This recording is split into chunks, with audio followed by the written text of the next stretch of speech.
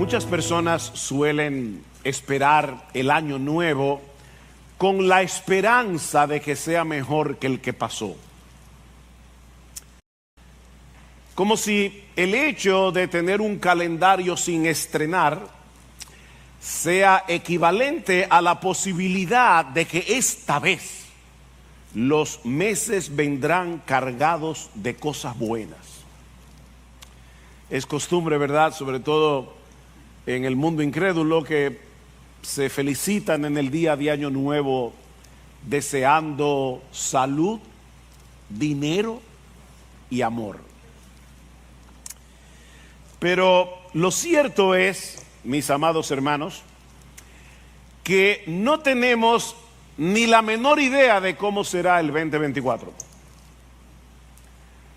Yo no sé si tú vas a tener salud, dinero y amor. Tal vez tengas enfermedad, problemas económicos y soledad. Nosotros no sabemos. Ahora, si tú eres cristiano, yo te puedo decir con toda seguridad que en estos próximos meses vamos a tener que enfrentar la tensión que produce vivir como creyentes en un mundo dañado por el pecado. Eso te lo aseguro. Y eso es precisamente lo que quiero que veamos en esta mañana a la luz de la parábola del trigo y la cizaña en el capítulo 13 del Evangelio de Mateo. Yo les pido por favor que vayan en sus Biblias al capítulo 13 de Mateo. Y yo sé, hermanos, que puede que parezca un tanto extraño predicar precisamente de esta parábola a principios de este año. ¿Qué pasaje para empezar un año?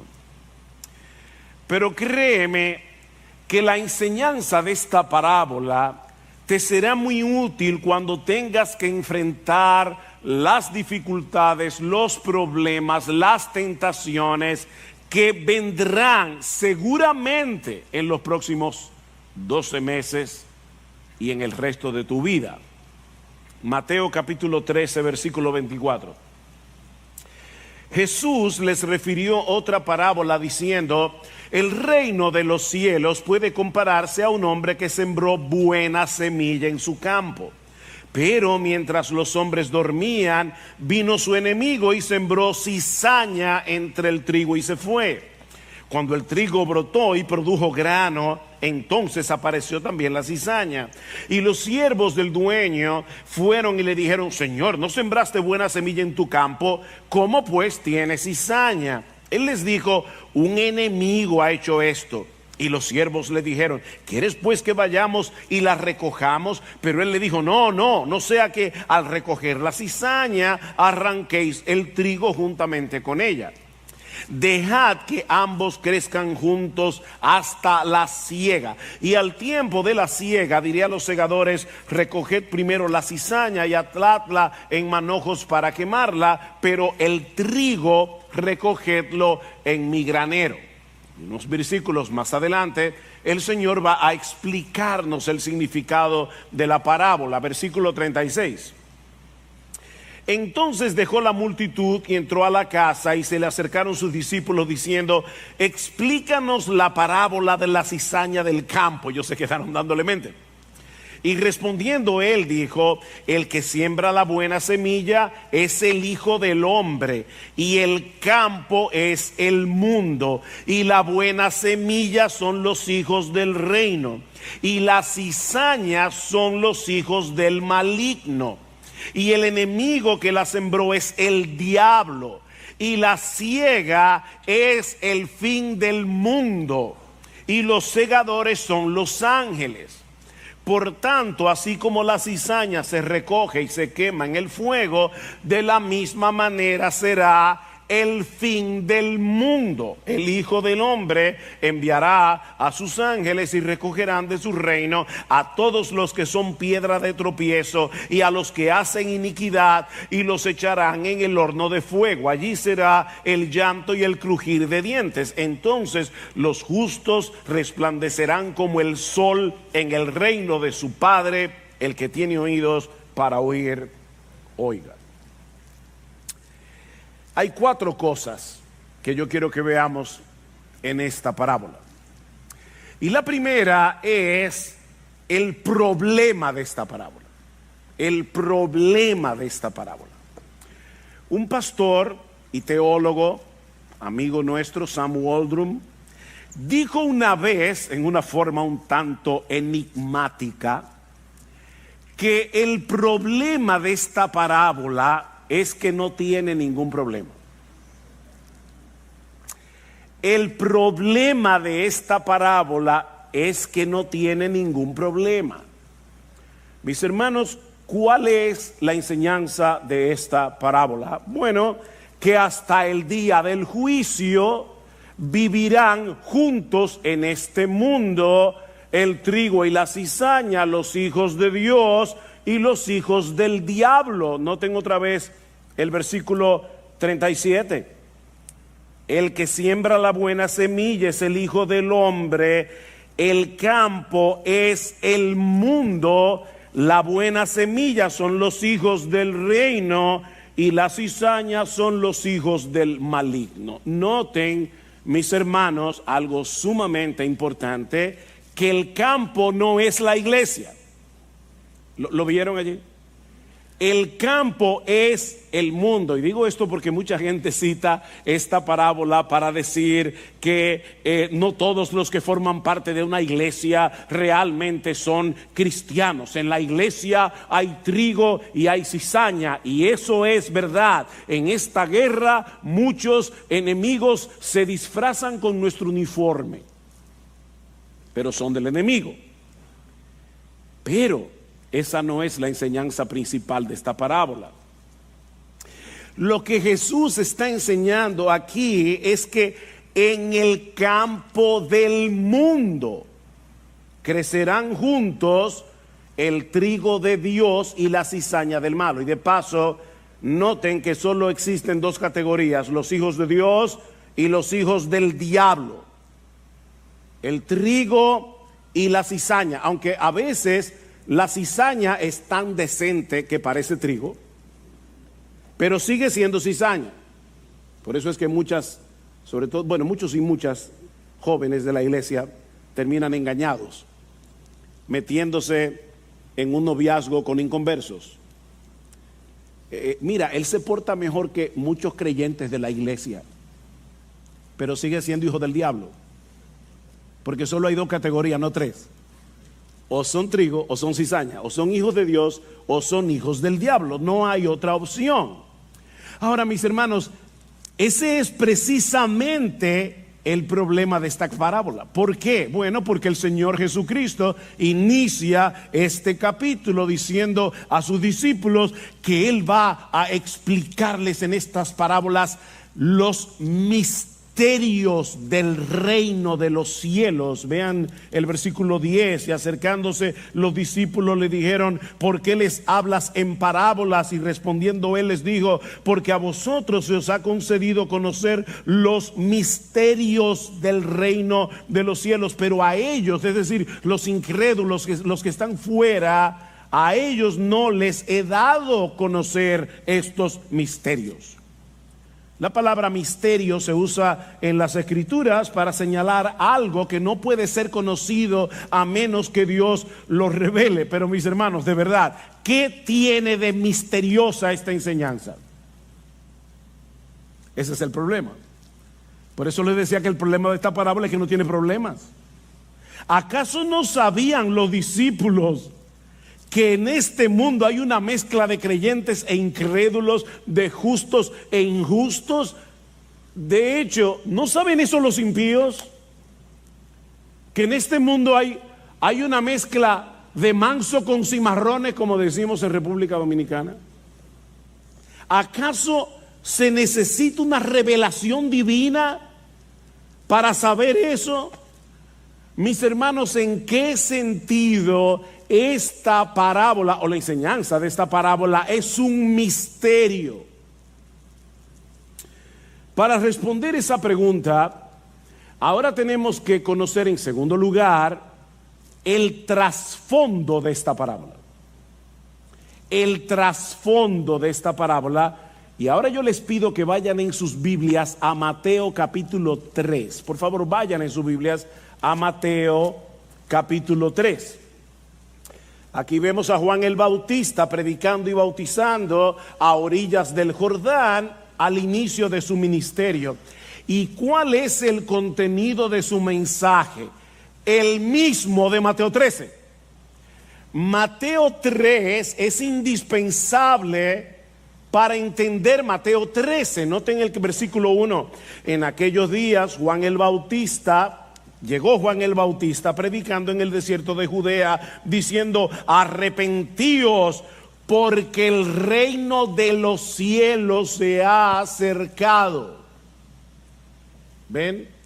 ¿Cuál es el tema de las parábolas de Mateo 13? El reino de los cielos. ¿Y qué va a pasar, según la predicación de Juan, con la llegada del reino de los cielos? Versículo 10. Y el hacha ya está puesta a la raíz de los árboles, por tanto todo árbol que no da buen fruto es cortado y echado al fuego. Yo a la verdad os bautizo con agua para arrepentimiento, pero el que viene detrás de mí es más poderoso que yo, a quien no soy digno de quitarle las sandalias. Él os bautizará con el Espíritu Santo y con fuego. El bieldo está en su mano. El bieldo, y sobre todo, bueno, para todos, pero mayormente para los jovencitos y niños, el bieldo era algo que se usaba para separar la paja del trigo. Era como una especie de pala que se echaba, ¿verdad? Con la que se tomaba todo el montón de paja y trigo, se echaba al aire, y como la paja es menos pesada, el viento se llevaba la paja y lo que caía era lo más pesado, que es el trigo. Así que lo que está diciendo es: Cristo, cuando venga, Él separará la paja del trigo. ¿No le suena eso a Mateo 13? Y recogerá su trigo en el granero, pero quemará la paja en fuego inextinguible. ¿De qué está hablando Juan el Bautista? De la llegada del reino y de lo que va a pasar precisamente por causa de la llegada del reino. ¿Qué va a pasar? Dice Juan: que los justos serán bendecidos con vida eterna en el granero de Dios, y los injustos, los malos, serán cortados para siempre y echados en el fuego. El hacha ya está puesta a la raíz de los árboles, dice Juan, lista para cortar todo árbol que no da buen fruto. Y el Mesías viene a separar la paja del trigo. El trigo será guardado en el granero, mientras que la paja será echada en el fuego. ¿Cuándo va a suceder eso? Cuando venga el reino de Dios, dice Juan. El problema es que unos meses más tarde el Señor Jesucristo va a enseñar que ese reino había llegado con la venida del Rey, que es el mismo. O sea, ese reino ya llegó al inicio del ministerio de Jesús, pero nada de eso sucedió. Los malos seguían aquí. Ahí está el problema. Vayan conmigo a Mateo 12. Y ustedes que me conocen y me han oído muchas veces predicar, me han oído esta frase también muchas veces. Mateo 12 se encuentra antes de Mateo 13. Y eso es sumamente importante, porque eso nos va a dar una idea de por qué Jesús tuvo que dar a los discípulos varias parábolas acerca del reino. En Mateo 12, Jesús sana a un muchacho mudo, sordo, ciego, y los fariseos acusan a Jesús de haberlo sanado por el poder del diablo, por el poder de Belcebú. Y Cristo les dice, versículo 25, conociendo Jesús sus pensamientos, les dijo: todo reino dividido contra sí mismo es asolado, y toda ciudad o casa dividida contra sí misma no se mantendrá en pie. Y si Satanás expulsa a Satanás, está dividido contra sí mismo. ¿Cómo puede entonces mantenerse en pie su reino? Ahora, si yo expulso los demonios por Belcebú, ¿por quién los expulsan vuestros hijos? Los apóstoles que andaban con Cristo. Por tanto, ellos serán vuestros jueces. Pero si yo expulso los demonios por el Espíritu de Dios, entonces el reino de Dios ha llegado a vosotros. Pregunta: ¿por qué poder expulsaba Jesús los demonios? Obviamente por poder del Espíritu de Dios. Así que lo que Jesús está diciendo aquí es: el reino de Dios ya llegó. Pero eso no parece encajar con la predicación de Juan el Bautista en Mateo 3. Porque los malos no solo seguían en el mundo, sino que seguían haciendo daño. De hecho, ¿dónde se encontraba Juan el Bautista en este momento? En la cárcel, porque había denunciado el adulterio del rey Herodes, y ese era el último lugar donde este hombre esperaba estar luego de la llegada del reino. Si Cristo es el Mesías y el reino de Dios ha llegado, ¿por qué los injustos continúan en el mundo? Y lo que es todavía peor, ¿por qué continúan teniendo dominio sobre los justos? ¿Cómo puede ser posible? Fue este conflicto lo que dio lugar a la escena que está en Mateo 11. Y de nuevo, Mateo 11 está detrás de Mateo 12. ¿Ven? Mateo 11, 12 y 13. ¿Qué pasó en Mateo 11? Que Juan el Bautista estaba completamente confundido. Vayan conmigo ahora a Mateo 11. Hermanos, el contexto aquí es necesario para poder entender la parábola. Mateo 11, versículo 2. Y al oír Juan en la cárcel de las obras de Cristo, mandó por medio de sus discípulos a decirle: ¿eres tú el que ha de venir o esperaremos a otro? ¿Ven? Juan el Bautista está confundido. Él no está dudando de las promesas de Dios, pero no puede entender cómo es posible que ese Cristo al que él bautizó y anunció como el Mesías vino. El reino de Dios había llegado con él y los malos seguían aquí y teniendo poder. ¿Eres tú el que ha de venir o vamos a esperar a otro? El problema de Juan, mis hermanos, es que él pensaba que el reino sería inaugurado con la llegada del Mesías e inmediatamente vendría la bendición de los justos y el castigo eterno de los injustos. En otras palabras, Juan veía la llegada del reino prometido como alguien que contempla desde lejos dos montañas, una detrás de la otra. Yo no sé si te ha pasado eso. Tú estás a lo lejos, ves dos montañas y parece que los picos están bien cerca.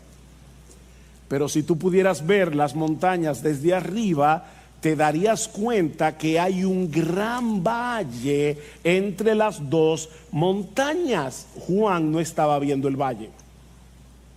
El Señor Jesucristo inauguró su reino en su primera venida, pero ese reino será consumado cuando Él vuelva por segunda vez. Eso era lo que Juan no sabía porque no se le había revelado. Ahora, mis hermanos, déjenme hacerles una pregunta. Los discípulos de Jesús, ¿de quién fueron primero discípulos? De Juan el Bautista. Así que era muy probable que ellos estuvieran tan confundidos como su maestro. Para ellos también debía ser muy confuso que Jesús fuera el Mesías, el rey de Israel, y que los malos siguieran aquí y que su antiguo maestro Juan estuviera preso por orden de un rey corrupto, de un rey perverso. Estos hombres necesitaban una explicación. Y eso es lo que hace el Señor en las parábolas de Mateo 13. Lo que nos lleva a nuestro tercer encabezado, la interpretación de la parábola. Ya vimos el problema de la parábola, que no tiene ningún problema. Ya vimos el trasfondo de la parábola. Veamos ahora en tercer lugar la interpretación de la parábola. ¿Cómo resuelve Jesús este dilema planteado por Juan el Bautista y que probablemente estaba en la cabeza de los discípulos de Juan? Mostrándoles que el reino de los cielos habría de venir en dos etapas, una de siembra y otra de siega. Vean el versículo 40. Mateo 13:40. Por tanto, así como la cizaña se recoge y se quema en el fuego, de la misma manera será en el fin del mundo. El Hijo del Hombre enviará a sus ángeles, recogerán de su reino a todos los que son de tropiezo y a los que hacen iniquidad, y los echarán en el horno de fuego. Allí será el lloro y el crujir de dientes, dice el Señor. Entonces los justos resplandecerán como el sol en el reino de su Padre. El que tiene oídos para oír, oiga. Todo lo que Juan el Bautista describe en su predicación en Mateo 3 se cumplirá sin lugar a dudas, mis hermanos. El trigo será recogido en el granero, la paja será quemada en el fuego, pero eso sucederá en el fin del mundo, cuando el Señor Jesucristo regrese en gloria. Mientras tanto, estamos en la etapa de la siembra, en la era de la predicación de la palabra de Dios. Hermanos, otra pregunta fundamental: ¿cuál es la primera parábola de Mateo 13? La parábola del sembrador. El sembrador salió a sembrar y todavía está sembrando. De hecho, ahora mismo que estamos predicando la palabra de Dios, estamos sembrando la semilla buena a través de la predicación de la palabra. Estamos en la era de la siembra de la palabra de Dios, y durante esta etapa, mis hermanos, van a seguir creciendo juntos en el mundo el trigo con la cizaña. Ese es el misterio del reino de los cielos. Que haya malos y buenos, justos e injustos, hijos de Dios e hijos del diablo en el mundo, eso no es un misterio.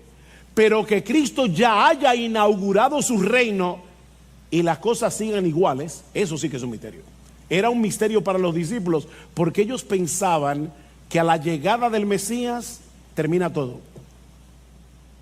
Ese es el misterio que Cristo les está enseñando, que a pesar de que el reino ya fue inaugurado en la primera venida de Cristo, en el campo del mundo siguen habiendo justos e injustos, creyentes e incrédulos, trigo y cizaña, hijos de Dios e hijos del diablo. No se sorprendan, dice el Señor, de que los injustos sigan aquí a pesar de la llegada del reino, y de que continúen haciendo daño a los justos, como le sucedió a Juan el Bautista. Es preciso que el trigo y la cizaña permanezcan juntos hasta el fin del mundo, cuando llegue el tiempo de la siega, y sean separados para siempre. Esa es la enseñanza esencial de la parábola del trigo y la cizaña. Cristo nos está enseñando aquí el valle que hay entre los dos picos. ¿Ven? El valle que Juan no pudo ver. Cristo vino la primera vez como un siervo humilde a sembrar la semilla del evangelio del reino, y al hacer posible que nosotros entremos en ese reino por medio de su muerte y su resurrección. Pero al final de esta era, Él vendrá en las nubes del cielo, y no como un siervo humilde, sino con el esplendor de un monarca, y con el aventador en su mano para separar la paja del trigo. Entonces los incrédulos recibirán lo que merecen, mientras que los hijos de Dios resplandecerán como el sol en el reino de su Padre. Decía C.S. Lewis que si nosotros hoy pudiéramos ver a un cristiano como será cuando Cristo venga y sea glorificado, nos sentiríamos tentados a adorarlo. Sí, esos cristianos que a veces te dan problemas, que a veces te sacan de quicio, resplandecerán como el sol en el reino de su Padre. Mientras tanto, tenemos que continuar aquí viviendo como ciudadanos del reino en un mundo que funciona al revés. ¿Qué le pidió Cristo al Padre en Juan capítulo 17 versículo 15? Padre, yo no te ruego que los quites del mundo, yo te ruego que los libres del maligno, pero no que los quites del mundo. Así que, mis hermanos, ya tenemos el pasaporte de la Nueva Jerusalén, pero vivimos en Sodoma y Gomorra. Eso es lo que los discípulos no acababan de entender.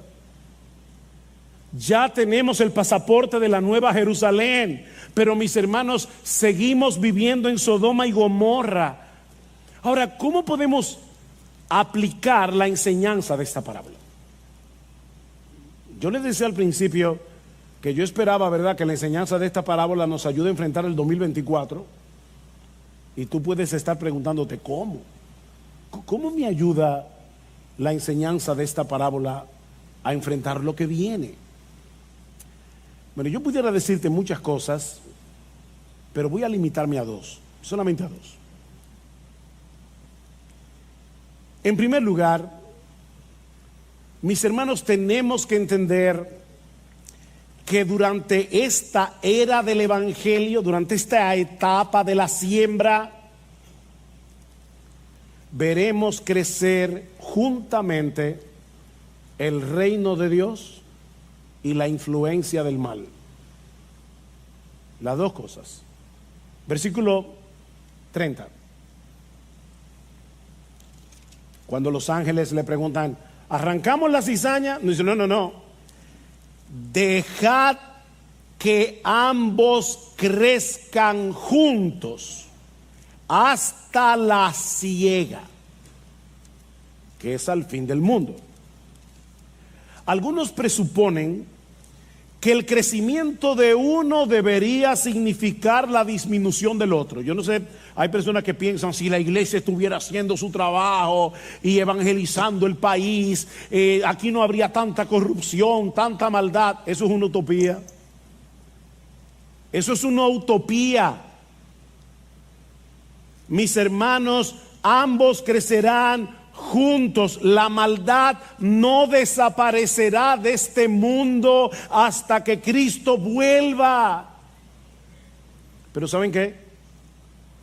Por más que avance el mal, nunca podrá destruir a la iglesia, nunca podrá impedir que la iglesia cumpla su misión. Nunca. Ambos crecerán juntos.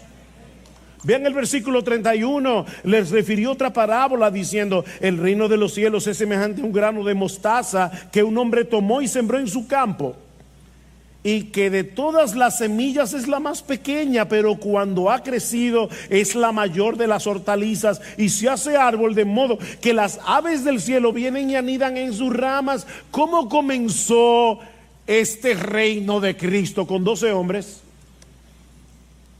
Y ya hay millones de súbditos. Mis hermanos, hasta la venida de Cristo habrá injusticia en el mundo.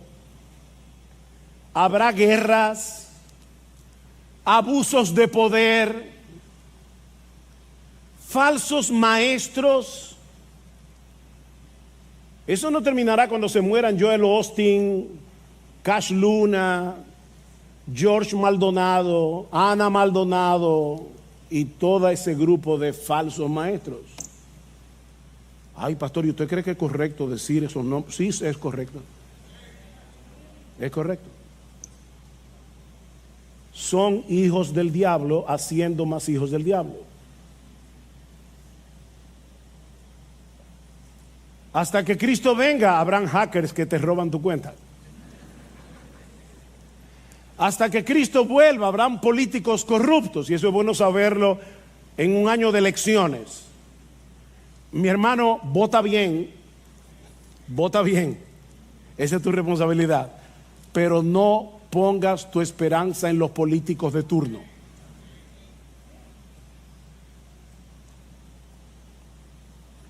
El mal no será eliminado hasta que Cristo regrese en gloria, pero de la misma manera habrá una iglesia en el mundo cuando Cristo vuelva, proclamando su evangelio, y muchos pecadores vendrán a Cristo en arrepentimiento y fe. Dios seguirá sembrando la semilla buena en su campo. Las semillas son los hijos del bueno, del reino.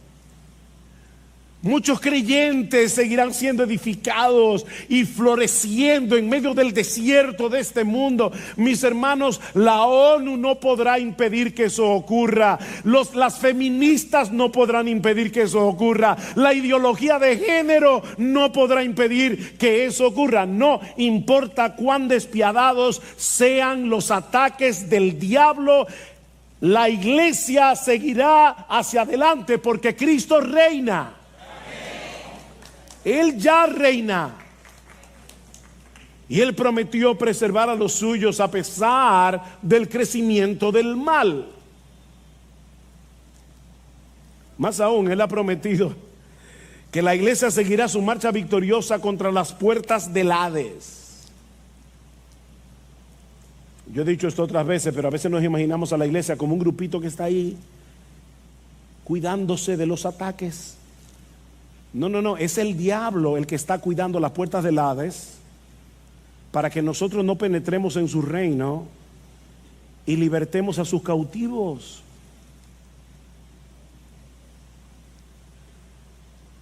Pero Cristo dijo que las puertas del Hades no prevalecerán contra su iglesia, no prevalecerán. Esas puertas no son lo suficientemente fuertes como para impedir que el evangelio penetre y rescate a los cautivos del diablo y los haga libres por el Hijo.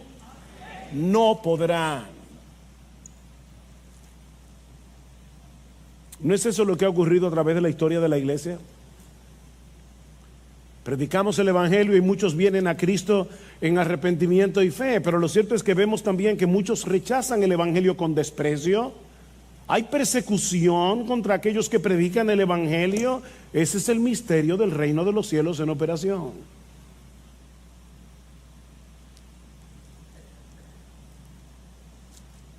Pero esa enseñanza de la parábola del trigo y la cizaña nos ayuda a entender, en segundo lugar,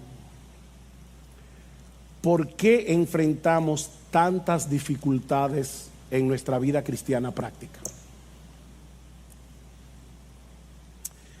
Por un lado, el Nuevo Testamento afirma que ya estamos en el reino si somos cristianos. Ya. Aquí ahora. Pablo dice en Colosenses capítulo 1 versículo 13 que Dios nos libró tiempo pasado del dominio de las tinieblas y nos trasladó tiempo pasado al reino de su amado Hijo. ¿Ven? Todo aquel que se ha arrepentido de sus pecados, todo aquel que ha confiado únicamente en Cristo para salvación, todo aquel que ha levantado su bandera blanca de rendición y voluntariamente se ha sometido a la autoridad de Cristo como su amo, como su dueño, como su rey, como su Señor, ya es ciudadano de ese reino. Ya estamos en el reino. Pero continuamos viviendo en un mundo caído, en el que todavía tenemos que enfrentar a muchos enemigos, muchas tentaciones. Pablo dice en 1 Corintios capítulo 15 versículo 25, escuchen esto, dice: es preciso que Cristo reine, Él reina, hasta que haya puesto a todos sus enemigos por estrado de sus pies. ¿Ven el punto? Él está reinando, pero sus enemigos siguen aquí. Todavía siguen aquí. Y no solamente afuera, a través de la cizaña, del diablo, el mundo, sino también dentro de nosotros. Mis hermanos, aunque el pecado dejó de ser nuestro rey, en el mismo instante en que nosotros nos convertimos al Señor, Cristo vino a ser nuestro rey. Él plantó su bandera en nuestro corazón, pero el pecado todavía sigue morando en nosotros. El pecado sigue siendo una amenaza de la que no debemos descuidarnos. Recuerden que estamos en el reino, pero viviendo en un cuerpo que no ha sido aún glorificado y en un mundo que sigue siendo problemático. Ese es el valle.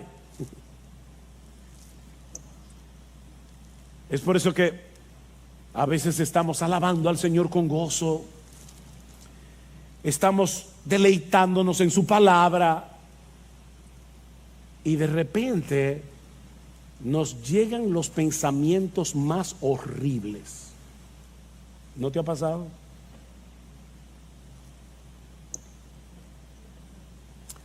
Anhelamos de todo corazón la llegada de ese glorioso día en que vamos a disfrutar de una comunión ininterrumpida con nuestro Señor. Nunca más sentiremos la vergüenza y el dolor de haber pecado. Nunca más percibiremos tibieza en nuestro corazón, falta de pasión por Cristo y el Evangelio, mis hermanos. Nunca, nunca, nunca más. Pero eso será realidad únicamente en el reino consumado de Dios. Mientras tanto, tenemos que aprender a vivir en ese valle que separa la siembra de la siega. Tenemos que aprender a manejar la tensión de tener el anticipo, pero no la herencia completa. Al Espíritu Santo morando en nosotros, pero sin haber sido perfeccionados, sin haber sido librados de la presencia del pecado. Y por si acaso, no decimos esto para que los creyentes sean complacientes en su lucha con la tentación. Lo decimos para que comprendan, mis hermanos, esa lucha que se genera en nuestro interior cada día, para que estas batallas no te desalienten, para que no quieras tirar la toalla al ver tanta contradicción en tu corazón.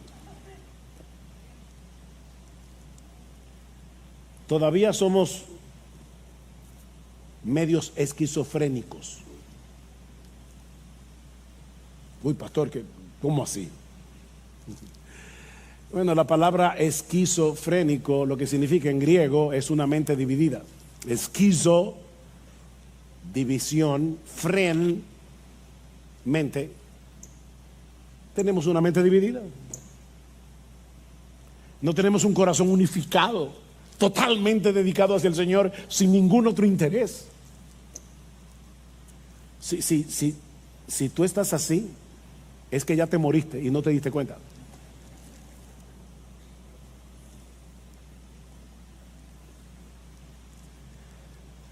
Debemos seguir corriendo con paciencia la carrera que tenemos por delante, mis hermanos, porque la victoria es segura. Olvídate de eso, la victoria es segura. Nosotros estamos del lado del vencedor. Algún día seremos semejantes en todo a nuestro precioso Salvador. Pero no olvides el misterio del reino de los cielos. Amados, dice Juan en su primera epístola, ahora somos hijos de Dios. Ya somos hijos de Dios. Pero aún no se ha manifestado lo que hemos de ser. Pero sabemos que cuando Él se manifieste seremos semejantes a Él, porque le veremos tal como Él es. Ya somos súbditos de ese reino. Ya tenemos el pasaporte de nuestra ciudadanía celestial, pero vivimos como extranjeros y peregrinos en un mundo caído, en un mundo que es hostil a nuestra fe. Cuando Cristo vuelva, Él transformará el cuerpo de la humillación nuestra para que sea semejante al cuerpo de la gloria suya, pero eso sucederá o cuando Cristo vuelva o cuando nosotros partamos de aquí. Decía John Owen, nadie será librado de este cuerpo de muerte si no es a través de la muerte del cuerpo.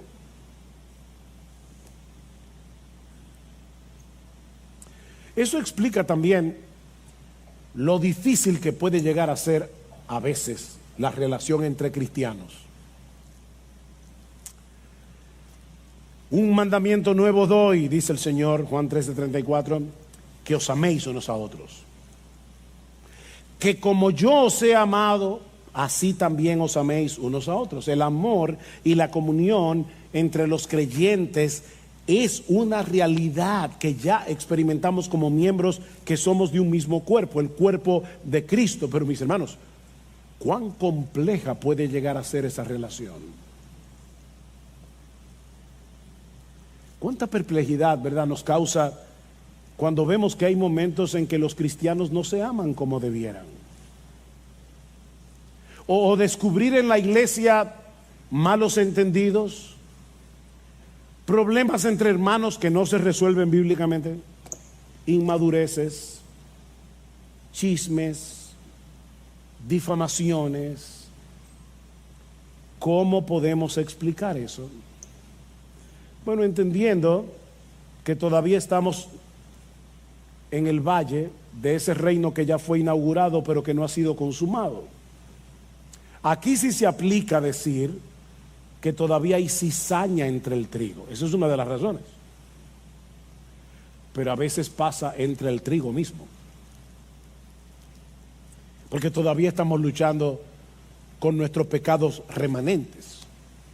Todavía nos encontramos en un proceso de santificación que honestamente no siempre avanza con la rapidez que quisiéramos. Ni en los otros, ni en nosotros. Ahora recuerda que esta es una moneda de dos caras, porque si bien es cierto que no somos ahora lo que seremos después cuando Cristo vuelva, también es cierto que ahora no somos lo que una vez fuimos. El poder de Cristo ha obrado en nosotros, nos transformó, cambió nuestro corazón de piedra en un corazón de carne. Ese poder sigue obrando en nosotros y continuará obrando en nosotros hasta el día de nuestra glorificación.